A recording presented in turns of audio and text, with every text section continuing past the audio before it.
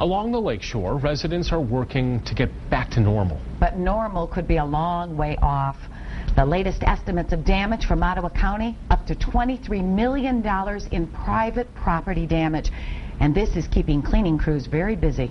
24-Hour News 8's Jessica Leffler joining us live with the very latest on how they're scrambling to keep up with a growing demand. Brian, Susie, $23 million sounds like a pretty penny, but when you look at just all of this stuff within one home, it's easy to see how quickly it builds up. In this huge pile that we're looking at, we see carpet, pieces of drywall, wood, pictures, and more. And just down this path, just a little bit, you can see a massive dumpster filled with other people's items. It's stuff like this that crews across West Michigan are trying to help others as fast as they can. We had about 6 inches of water in this basement. Companies like Stanley Steamer in a race against the clock.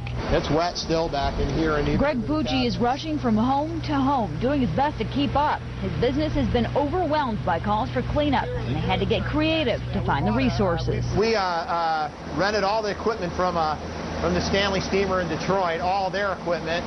And we also purchased a whole semi-load of equipment Sunday morning.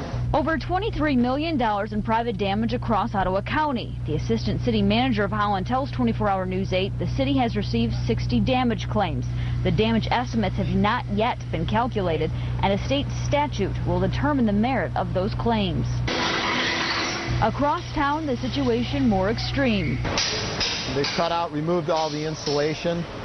And what we're waiting to do is just remove more of the wet materials, and then we're actually going to be drying the structure, and then they're going to be putting it back together again. 44 inches of water in 3 hours. This basement was flooded twice. The second time, Greg wasn't just surveying somebody else's property damage, but his own. Put all of our equipment under 4 feet of water. So this is our second round. We lost about $6,000 or $7,000 worth of equipment in this house alone. Is this some of the worst that you've seen? Yes. This is, I would say it's close to the hurricanes that we work down in Florida or in the south. The mayor of Holland tells us that the city is organizing pickup days, so if you have debris like this from your basement or home, they are going to be organizing days where they will come to your home and actually pick it up. For more information on that, you can go to the City of Holland's website through our website at woodtv.com. For now, we're live in Holland. I'm Jessica Leffler, 24-Hour News 8. Back to you.